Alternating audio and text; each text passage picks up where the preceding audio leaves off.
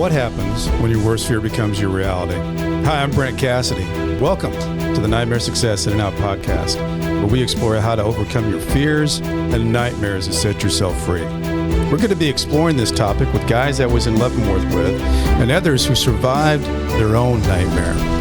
These stories can be inspiring, sometimes sad. There's some humor, but hopefully you can come away with a nugget of something that'll help you knock down some of the prisons you built up in your own mind. Welcome back, Nightmare Success listeners. You guys come here to hear, what happens when your worst fear becomes your reality. How do you adapt? How do you survive? How do you overcome? Set yourself free? Well, I've got an interesting story here today. I think Elizabeth came to me through like a LinkedIn connection, which I think that was like one of the first. I've had all kinds of different people that have referred, but I don't think it ever came through LinkedIn. So I love this. I love it when there's connections made and all kinds of, and perfect. So Elizabeth, let me make sure I say that right. How do you say it, Elizabeth? Mikotowicz. And she told me right before I got on. Now I'm looking at it. I'm thinking, wait, what was that? Mikotowicz. Elizabeth Mikotowicz.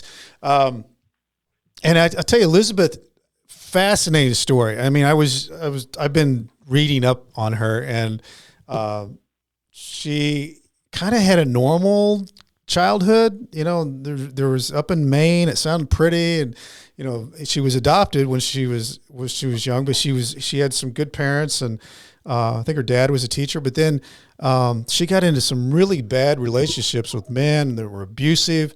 She ends up in the hospital on some terrible fights from abusive men, and that ends up leading her into painkillers and getting addicted to painkillers.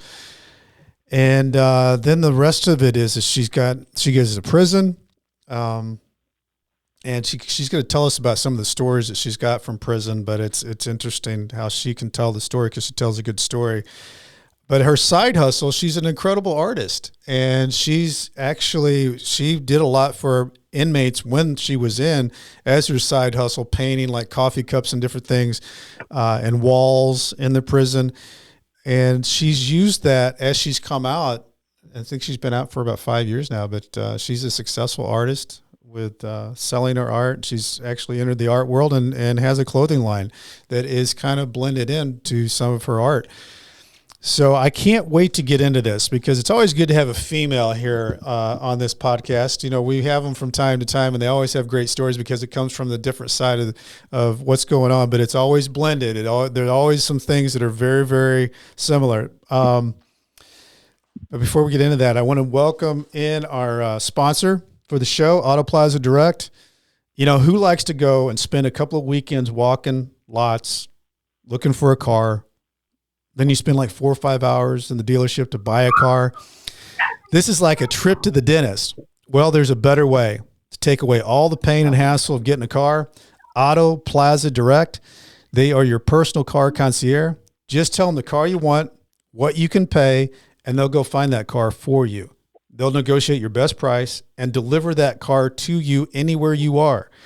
They also offer warranties and financing. They're full service. Go to autoplazadirect.com to get started with your personal car concierge. The new hassle-free way, the car buying experience you deserve, autoplazadirect.com. Tell them Brent from Nightmare Success sent you. Elizabeth, welcome in. Thank you for being here. Thanks for being on the show. Thank you for having me. So I'm happy to be here. You have it, and you've got these dogs that you're rescuing now, which I love. I love dogs, and we were just talking before we got on. There's this cute little black puppy dog that somebody dropped off and left. And Elizabeth she just keeps taking them. I mean, how many of these rescue dogs do you have? Well, I have 2 more full-grown dogs that kind of come and go when they please. When I found Bandit and Bowser, their ears were like all bloody and filled with pus, and they were just in really bad shape. So I kind of got them back to a good healthy state, and they come by every day for food. And I'm at like ground zero to where people just dump their dogs, and it's terrible. It is and like crazy. some people a couple doors down, they left that little black puppy outside, and he was sleeping in a trash can. Oh. And yeah, it was terrible. And so I started feeding them and taking them in, and then they moved. Didn't even look for him, so he's mine now, I guess. It's awful. I mean, it's great that he found a home. I mean, that's great that you were able to take him in, because otherwise he'd be sleeping in a trash can. Yeah. So Elizabeth, tell me, because you have a really interesting story on how all this kind of evolved with you, but can you take us back a little bit to the young years with Elizabeth, you being a kid and how you were growing up? You know, I was adopted at like 2 weeks old.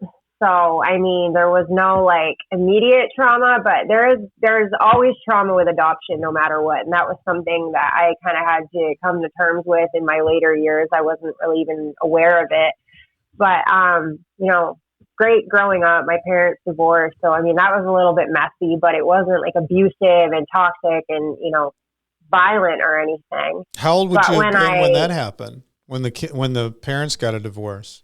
I was like 5 or 6. So you were young. Yeah, I was young. And, but once I got out on my own, you know, I was high functioning autistic, and they always misdiagnosed me. Like, I didn't even find out till this year that I was high functioning autistic. Like, I've been diagnosed bipolar, depression, ADHD, everything under the sun pretty much. And they'd always give me these medications, and it always go horribly wrong. And, you know, that kind of started a little bit in high school where, you know, they gave me Prozac, and I started like suicidal ideations that wasn't normal for me. And like, I started like, you know, having like visual and audio hallucinations. And that's why those medications are so dangerous if you get them wrong. Yeah. Like, people just think, oh, you're going to take a pill and things are going to be better. And it's actually really dangerous.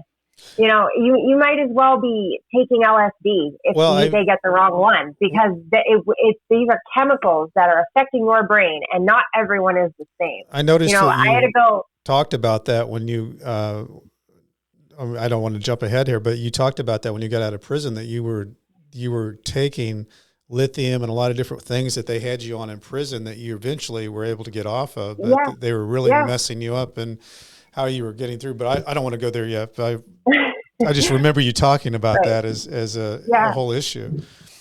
So like, I struggled a little bit with that, but it didn't get like too bad.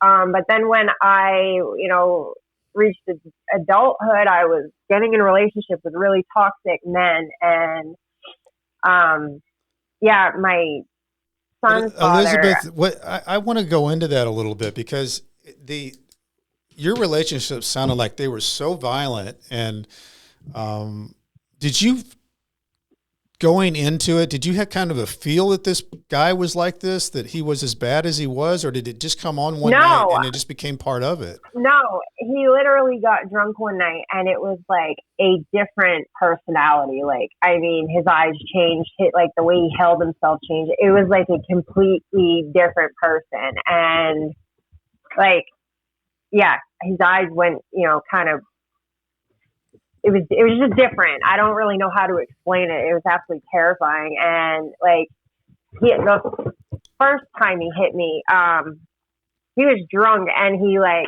kicked me across the room. I bashed the back of my head off the radiator. Then he like ragdolled me all around the room.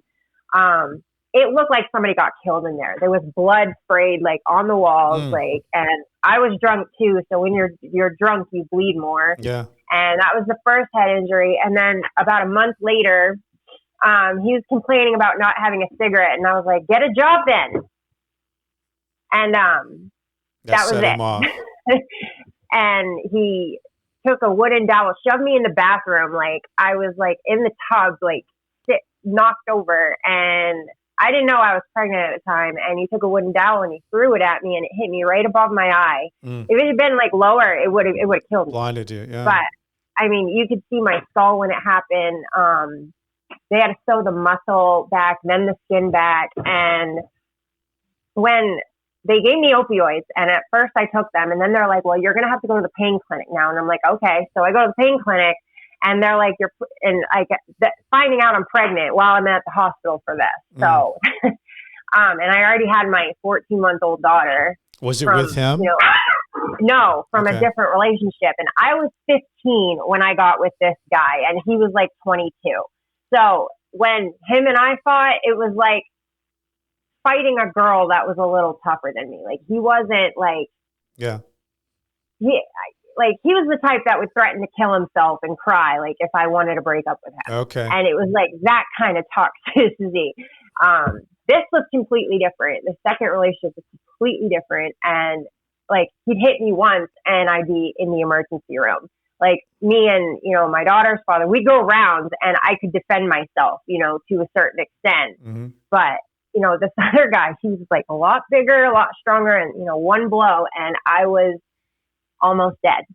And when I went to the pain clinic, they're like, all right, you're going to have to come back every 2 weeks for your opioid prescription. And I'm going, I don't want to take opiates when I'm pregnant. Mm-hmm. Like, I don't want to get addicted. I don't like none of that. And they're like, well, you're on too small of a dose to get addicted, which we all know now, 15 years later, after how many people have died and how many people have been addicted, that's complete garbage. Mm-hmm. And they said, and also, this is what makes me so mad when I hear people say, oh, you had a choice. You chose to do drugs. Mm-hmm. No, I didn't. There is no choice if there's a consequence when you say no.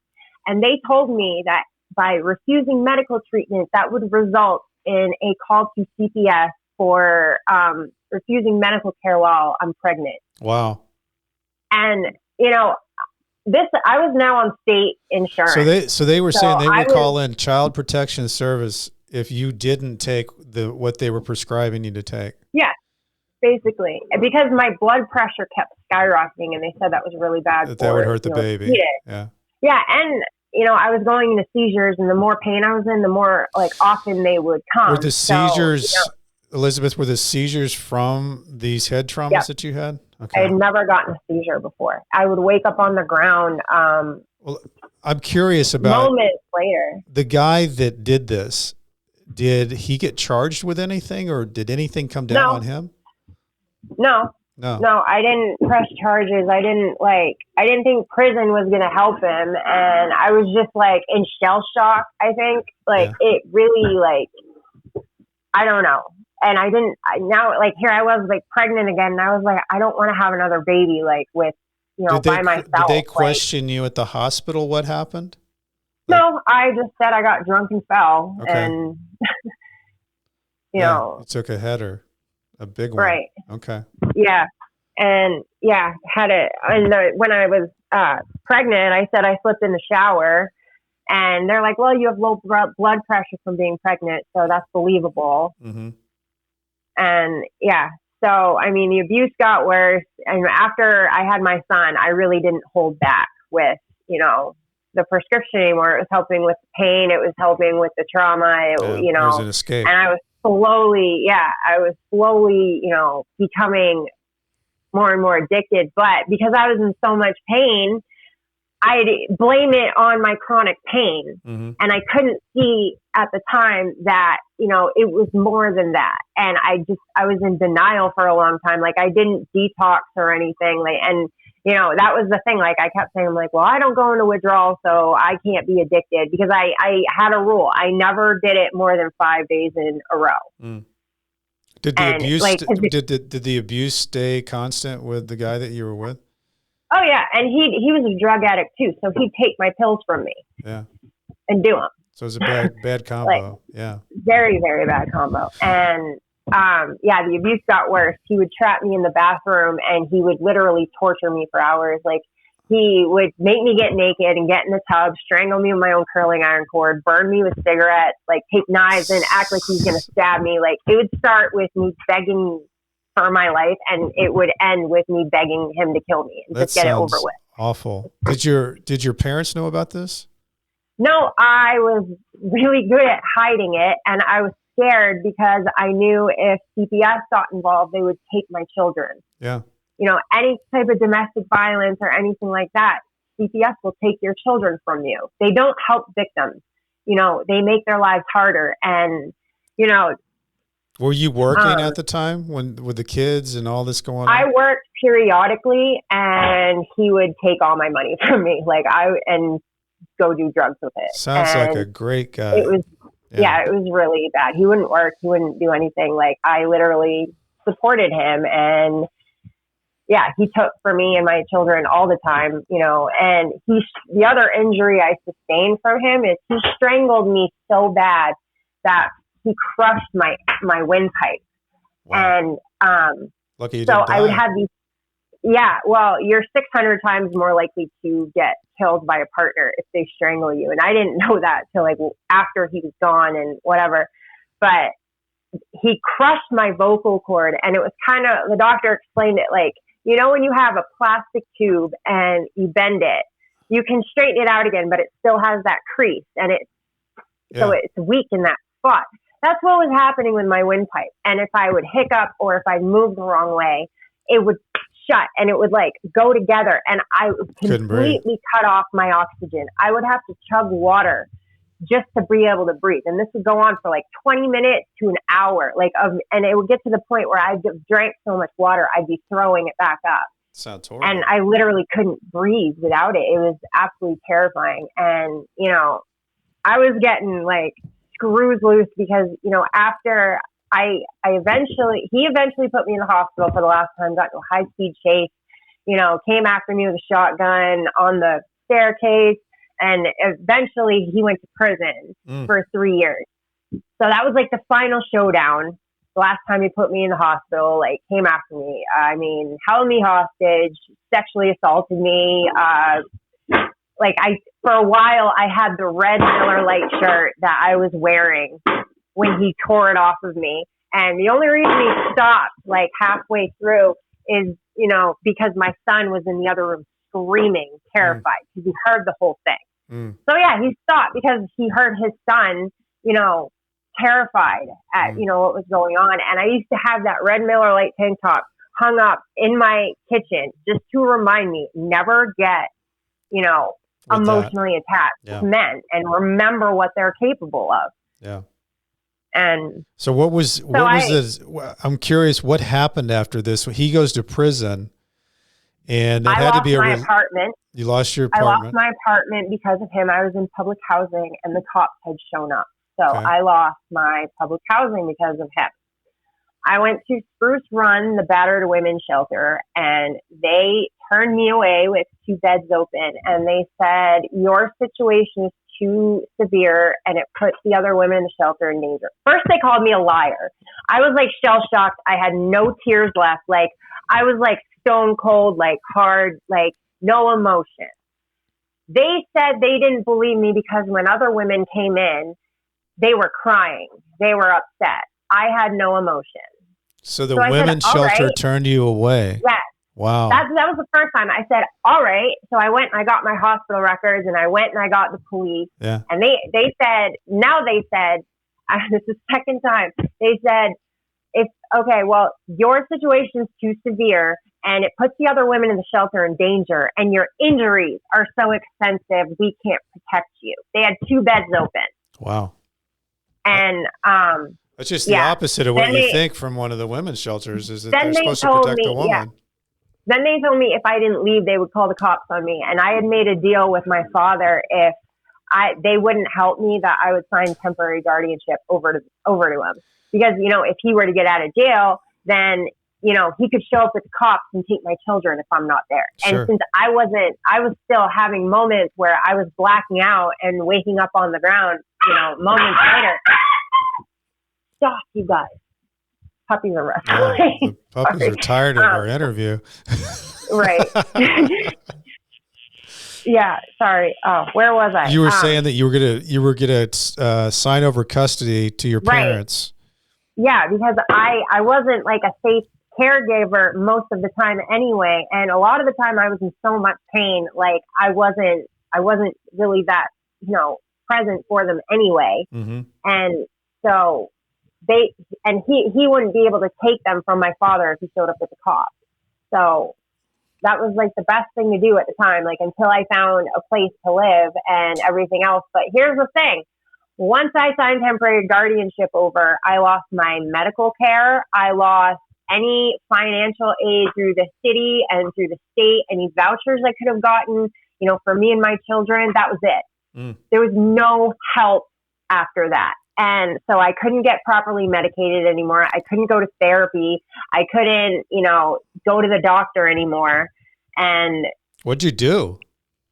Well, drug dealers protected me, and they gave me places to hide, work, mm-hmm. drugs to sell. And I was tough enough from all that abuse, and I was traumatized enough where I wasn't scared to die, and I wasn't backing down from anybody.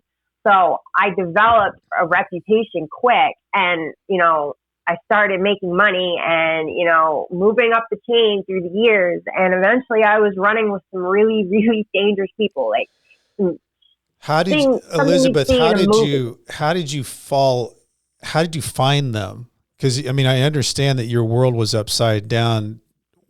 Was it because of where you were? Addict. He brought me around them, and I knew who some of them were. Yeah. And then eventually, I met everybody on my own. Yeah. Because you got into the business. Yeah. Yeah. Yeah. Well, and so yeah. So you get into this, you get it further addicted, and now you're running with some really, people who could, big in the business and probably dangerous. Organized. Or both. Yeah. So. Yeah, like that have cops on their payroll. Like, yeah, they're running big in the business. Yeah, and like there were levels to this. Like I never thought there was any type of like underworld like to that level in Maine. Like, but it's everywhere. And did you ever get into dangerous situations when you were dealing in that world? Oh yeah, I got held hostage. I got in a fight. I've had guns pulled on me. I've had knives pulled on me. I've had to fight my way out of, men especially. This is a very misogynistic, industry. Yeah. And women are expected to have sex and sell their bodies and just be, hoes essentially. I wouldn't do that. I had rules. Like I wouldn't sleep with my dealer, and like I held my own stuff, and I wouldn't I had my own money. And you did pretty well. But you had to be tough. You had to be ruthless, and men hate it when women are better hustlers than them. They hate it. Yeah. And, they're quick to call you a hoe when you don't sleep with them, and they get mad when you don't because they expect all these women to just bow down to them because they're a drug dealer. And I wouldn't do that. Yeah, they're used to it. So let us know now, like what happened. You're in this world. I'm assuming that there was a thing that happened to where you got hemmed up in something that gets you into the system. Bath salt hit Bangor, and it flooded the streets, and it was legal. Yeah. So I got into it. I had a guy on here, Elizabeth, that was the biggest bath salt guy seller in out of Florida, and he got 12 years, and it was legal but mimicked ecstasy, and we that's what. And it's funny because we got in like $12,000 in debt with China, and then all of a sudden all these synthetic drugs like bath salt and all the synthetic molly started coming over here and flooding our streets. And I'm not getting into a conspiracy theory. I'm just saying, as a former drug dealer of these substances, that's what I noticed. Yeah. But yeah, so bath salts hit, and I figured, hey, I won't go to jail for this. Like I'm selling crack, heroin, all these other, horrible drugs that I can get all this time for. I'm like, shit, I might as well sell this stuff. It's legal. Right. And oddly enough, I go to jail for the first time. And, I broke every single one of, almost every single one of my rules. Like with hustling, like I did that drug every day. And that was something I never did. I never did did a drug more than, 5 days in a row. That you did with the bath salts. Yeah. And it was the first thing that got me so hooked. Like I wasn't in a right. I was completely, I'm curious, Elizabeth, when you're going through this and you're getting in the bath salts and you've signed your kids over to your parents, did you have like a landing spot where you would go back into that world that wasn't this crazy world that like your parents' world? Would you bounce back and forth between the two worlds? I would go see my kids when I wasn't like, if it was a day where I was like spun right out of it, I wouldn't go. Mm-hmm. I wouldn't go see them. But, you know, I would plan things. I would still go see them, you know, as much as I could. And, did you know, it was like I had one. That you were in They did eventually. Yeah. They did eventually when I got really bad, they knew. Yeah. And, you know, that was awful. But it was like I always had one foot in and one foot out. Like I was always trying to get back, right, you know, to my family and to get stable. And I was like, I just got to get, you know, up there enough to, you know, get an apartment and get my kids signed over. Yeah. And well, that's why I asked, because I wondered if you were straddling the two worlds, because I would think I really was. You know, because I never, you know, claimed to be a drug dealer. I never wanted to be. Like, I was in college before that. Like, I had plans. Yeah. And, you know, I was just like, I got to do this. What were you thinking? A little more. Like, it was always like one more flip. And, you know, things always come up. You know, I always have to find a place to stay. I always have to, you know, or I have to bail somebody out or, you know, there's. But in college, Elizabeth, more money, more problems. In college, Elizabeth, were you thinking art at that time when you were in college? No. You weren't in that? No, I was just, you know, a single mother of two, and I was trying to do something for, you know, my kids, and that, you know, so I wouldn't be on this, you know, minimum wage. Just having more education, right? Yeah. To get a better job. And so, I was in the hospitality and tourism industry now because I was really good at customer service and I was really good at marketing. Yeah. And, you know, that's kind of what I do now on the drug business. Right. Right. But I'm laughing at that, but because there was a lot of guys that I knew at Leavenworth that were very good at all of those things. And they had, you know, distribution and customer service and incentives and all the different things that they had done, which is a business and a good business, but it was a legal business. And if they were doing it on the other side, the flip side, they would have had an incredible business. Absolutely. Yeah. And so let's go back, Elizabeth. So you're straddling the fence back and forth, and you know that you're getting deeper and deeper into the drug trade. Do you fear that you're going to get? Do you feel that you might get arrested? Oh yeah, it was getting more and more dangerous to the point where I didn't want to go to see my kids because I was being followed by people in the street. You know, this was after I got held hostage, and you know, other things had, you know, it was getting very dangerous, and people were, you know, just higher levels of crime. I would rank being held hostage as getting more dangerous. Right. And so I didn't want, and then my kids got threatened at one point by a complete sociopath. Yeah. And, you know, that would be scary. I was like, if I have to stay away from my kids to protect them, I will. And I was in these situations I didn't know how to get out of. And, you know, I went to jail in 2011 during the state and in the state. And then in 2013, when it was all over with and I wasn't even selling drugs anymore, I would still dabble and do them here and there because I was still an addict without any treatment. Mm-hmm. And through your state prison stint. No, I wasn't. This in 2011, I did like 7 months in the state for the bath salt. Okay. But in 2013 is when the feds picked it up. Okay.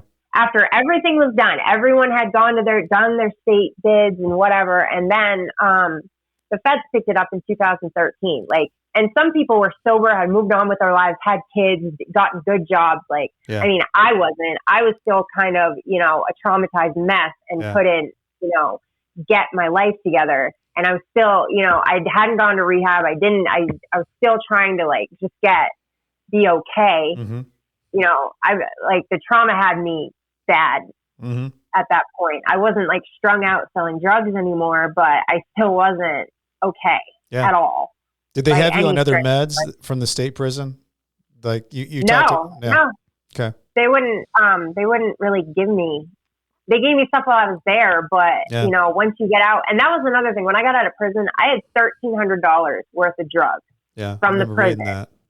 Yeah, I had no way to pay for it, so I started detoxing off these psych meds, and then I, you know, spiraled and went back to jail for probation. But yeah, sorry, that's jumping ahead. So yeah, I ended up getting arrested in 2013, and it was a huge case.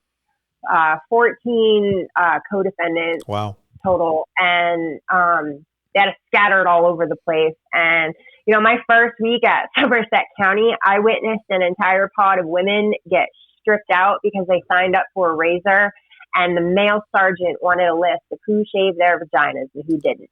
Wow. Those that did got punished. So that was like my first, and you know, I saw a lot of things, you know, those 7 months too. Like I watched a woman go into labor and they wouldn't take her to the hospital until we all threatened a riot. And then they told her if it was a false alarm in Braxton Hicks, she was going to go in the hole for wasting their money. If you don't want to pay for a pregnant woman's health care, send her home. I've always thought that's so amazing about, you know, babies being born in prison. Cause you know, obviously on the male side, you don't see that or hear that because it's not part of the world. But I would think that would change so much the dynamic of what's going on. No, they're awful. And they don't care. They'll gas a pregnant woman. They will abuse and beat a pregnant woman. I mean, it's terrible what they do. I mean, we just got a law passed in Maine mandating all the jails provide tampons and pads free of charge. Because what happens is women will try to make their own tampons and end up getting infections. Like, that's not okay. You're getting over $100 a day per inmate. You can afford to give women pads and tampons for free. We can't go get it ourselves. And, you know, if we buy it on the commissary, you jack the price up, triple the amount, and we get paid $5.25 a month in prison. Yeah. And, free labor. All free labor. Did you know a hospital saves $350,000 a year contracting their linen to be washed by inmates? I didn't know that until I read it, that you in your other interview. But that's pretty incredible. But I do know that there's a lot of work programs out there, and you see a lot of prisoners that do a lot. And, you know, it's funny because you see these things like in movies, like Shawshank. You know, Shawshank Redemption. You know, he had them out there all working, and he was getting paid. You know, all this under the table stuff.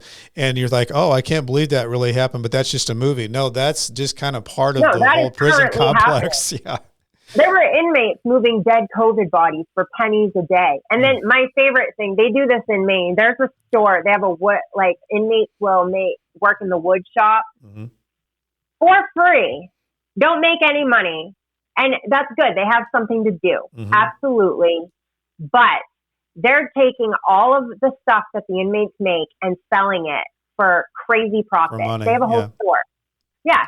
Like, you are profiting off of slave labor. That's what this is. America makes up 20% of the global incarceration population. That's 1/5 of the world. We make up 5%, and they want to gaslight us with land of the free. Like, I don't even go to 4th of July anymore. It's a joke. Yeah, well, there's a lot of people that we imprison compared to our population. So, Elizabeth, let's go back. I want to kind of figure out what happened here with this. You went in for a couple of years into state prison, and then you get hemmed into... No, not state prison. I didn't go to state prison. Okay, I only did 7 months. Okay. So then you get hemmed into this federal case. It ends up being 14 people. What time are you looking at for this federal case? At one point, my guidelines were 10 to 13 years because some snitch told them I was a general. I didn't even know there was an army, but apparently I was a general. And so my lawyer got that thrown out, thank God. And now I was only looking at like 5 to 7 years, and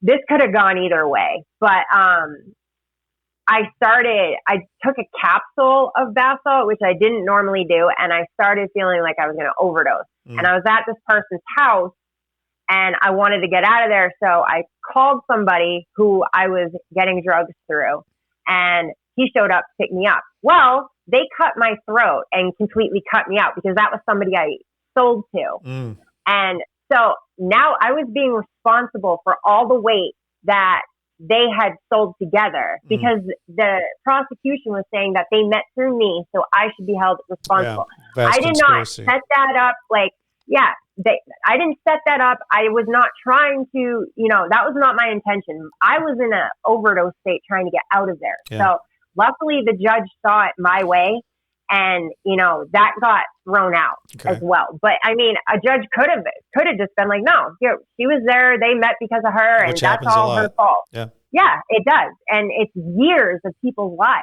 Yeah. It's just disgusting. So I ended up with 37 months, and, I was right when Obama did the 2-point reduction for nonviolent drug offenders. Yeah. And, it was so funny because I was in prison when Obama was president, and I was in prison when Trump was president. And I saw the differences. Like when I went back for probation, Trump had all his people say, give nonviolent drug dealers the max. Mm-hmm. So the prisons were just filling up so fast, and so many people had mandatory minimums of just 10 years. Mm-hmm. And, the food was running out. A lot of times you went to chow, and you weren't there early, you'd run out of food because their budget, wasn't matching what their population was. Yeah. Yeah. So people were going hungry. Yeah. So tell us a little bit about your world. You're going into federal prison. How did you handle that? Like, what was your strategies of thinking, okay, I've lived a life journey coming to this point, going into prison? Honestly, what was your thoughts? Was so happy to get out of county. Like, I could not wait to go to prison. You were in there like 15, 16 months, right? Yeah. Yeah. Yeah. Yeah, it's a nightmare. I had no bail. I couldn't go to rehab. They wouldn't let me do anything. I was just stuck in the county jail, and that's way worse. With no going outside. I know it's the worst of the worst. Yeah. Yeah. And especially when I was at Somerset County, I was targeted like really badly.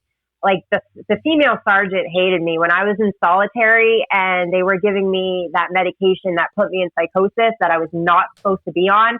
She was coming in there telling me to kill myself. Oh man.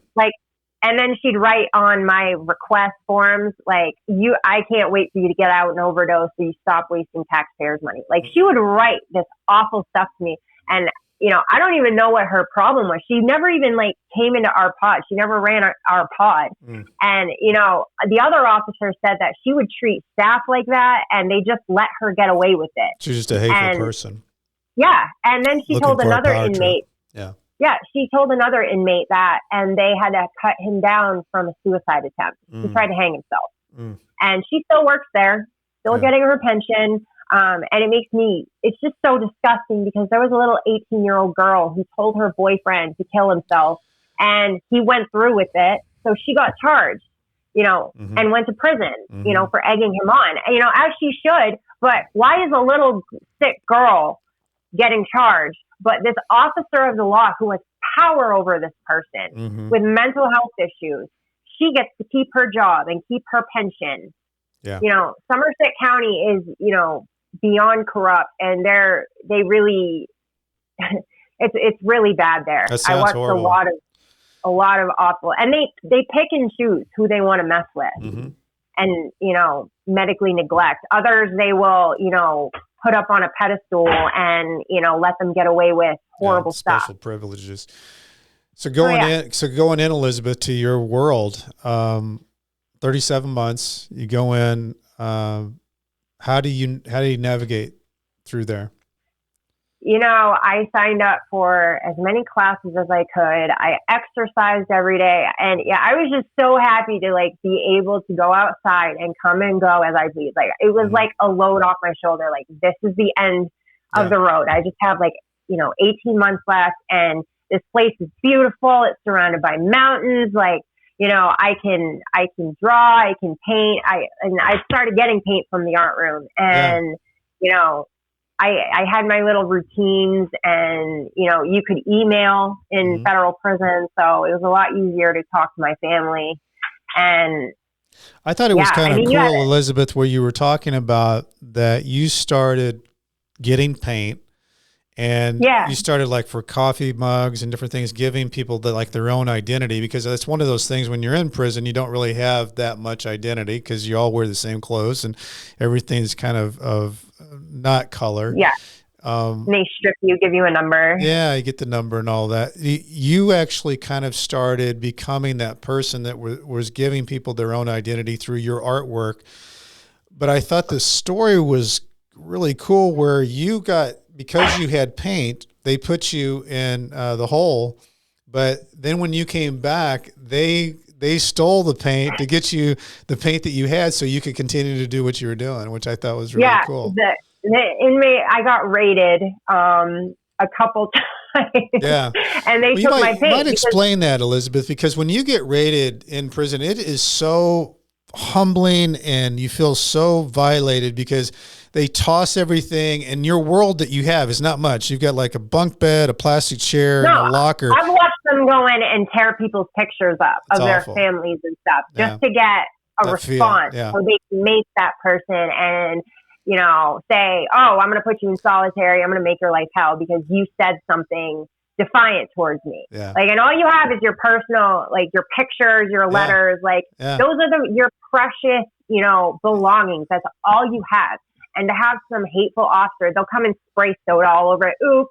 Yeah. And you can't do or say anything or you're going to get lugged and they're going to throw all your stuff away anyway. Right. Which is horrible. You're not supposed to have, you're not supposed to have paint or, food from the kitchen, stuff like that. Yeah. So when I was getting ready, I'm sitting there in the hallway like this and the lady's just, so excited. She busted me. And then one of the girls walked by, goes, don't worry, we'll get you some more.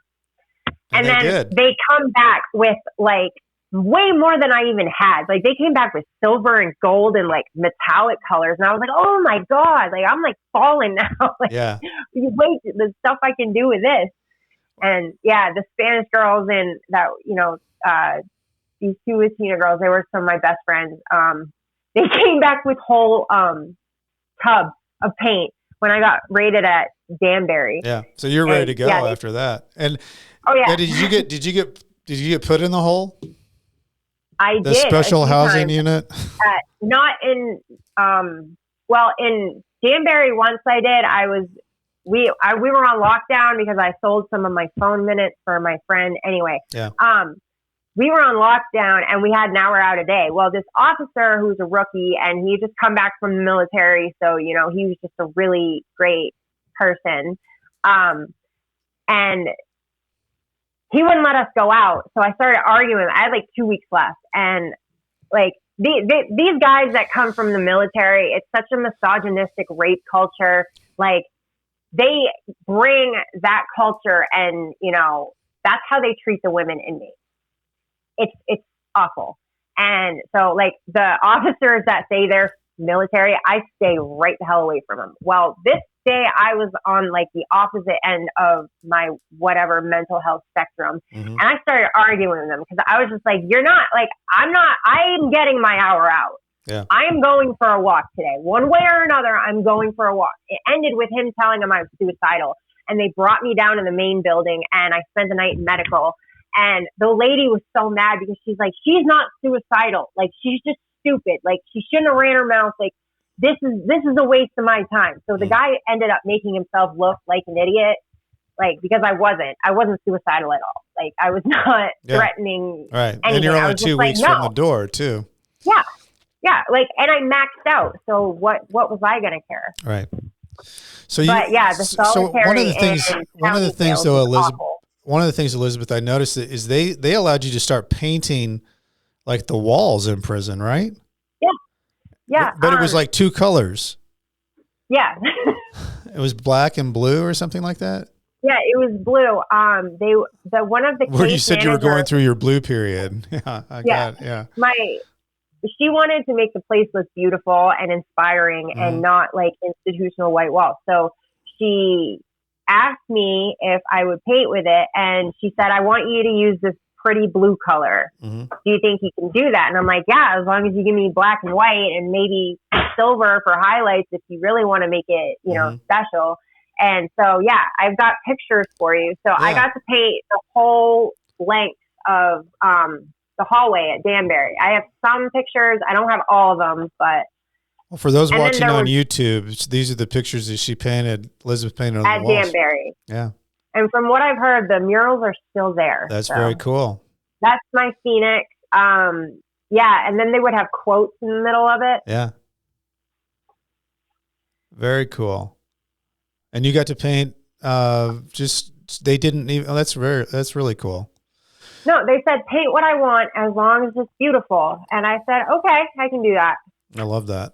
Got the hands and the bird. Yeah. Very cool. So Elizabeth, let's talk about you're 2 weeks from getting out. What's going through your mind about getting out? Well, I was nervous, and before I got out on probation, I was like super excited, super terrified, but I kind of like had a little mental like breakdown over it, because at first they told me I was going to the halfway house in Portland, so I would not be in Bangor. I would not be facing my trauma every day. I would not be running into old people that I ran with, and I was so excited. I was like, yes, this is my chance. I don't have to see all those places, people, places, and things, deal with that. And then like a month before they sent me home, they tell me I'm going to Bangor, and that I like broke down over it. I was like, I'm going to fail. I can't do this. I can't go back to Bangor. And it was kind of like I set myself up for failure, but I mean, I wasn't wrong. I mean, I don't know if I would have done any better had I not had that mentality, because, I had a panic attack every time I left my house. And the halfway house was a nightmare. They were letting pedophiles look at my children. And when I went completely mental on them, I said, I can't stop thinking about killing him, which pissed them off because I didn't actually make a threat. So they couldn't send me away. And then they called my probation officer and locked me in a room. And I'm like, yeah, I said it. They're letting a registered predator who likes little boys from the ages of 5 to 10 look at my children through the window. He's not supposed to be within 100 feet of kids, and they're breaking his laws. And then my probation officer stuck up for me. She was great. Like, I love her. She goes, well, clearly she's being triggered, and I don't blame her. And they're telling me, oh, he's safe. Don't worry. Your kids are fine. I go, don't tell me my kids are fine. My best friend growing up changed her shirt in the window, and her sex offender neighbor saw her one time and became fixated on her. For years, he stalked her, would chase her from the bus stop, leave her love notes in her mailbox. Like, she was terrified. And the guy was already on the registry. So you're not going to sit here and tell me that I'm overreacting or that he's safe or anything like that, because my life experiences tell me differently. And my probation officer stuck up for me. So because they got in trouble with the probation office, like they came down on them for this. Good. They're like, you're triggering half the inmates there. And I wasn't the only one flipping out about it, but like, I'm the one who completely like. So did you, but Elizabeth, going through that, I know going through halfway house and everything is so tough, and it's there. Some people say they'd rather go back and be in the prison than the halfway house, but like your kids, your mom, your dad, all that kind of stuff that was going on. Did you have a support piece when you entered society again? Yes, I did. And, they would come visit me, and then the halfway house would turn them away, and I wouldn't get to see my kids. But, this other girl who could spend the hotel with her co-defendant, and, because she was telling on everybody. And so it was this, they really targeted me and my bunkie, who is no longer here. Unfortunately, she ended up overdosing. She was one of my best friends. That's sad. But it seemed like they targeted the younger, more attractive girls. And basically that's what it is. They come to our room every day. They didn't put my medication through, and I ended up detoxing off lithium to the point where I was like, you're going to have to bring me to the hospital. Like, because I can feel my heart, beating wrong, and it is painful in my chest. I'm getting shooting pain down my arm. If you stop taking lithium, your heart can stop. It's very dangerous to just stop taking it. And they messed up and wouldn't get me the medication because they didn't put the paperwork in. Like, I'm an inmate. I can't get that stuff for myself. Right. And they tried to put it on me. And, you know, the probation officer came down on them again. Well, long story short, I ended up going back to jail from the halfway house. And I was so happy about it. I was like, I am not going back there. Like, what did they say you did, Elizabeth, to put you back in? But if you just get written up too many times, they can send you back. Yeah. And I was like, get me out of here. I want to leave. Mm-hmm. I hate this place. I hate you all. You're corrupt, abusive cops, and you're letting pedophiles look at my children. Like, after that, I was like defiant to the end. Mm-hmm. Like, I was not having it with these people. How long did you go back? Like 60 days. Okay. And then I was out on probation, and like right off the bat, oh, hold on. Hey, puppy, what do you think you're doing? No. We don't know what the puppies just did, but yeah, they were, I have some of my clothing pieces for you for you guys to look at, and he was carrying it off. Okay. Just trying to help. Puppy's just trying to help. That's all. Yeah.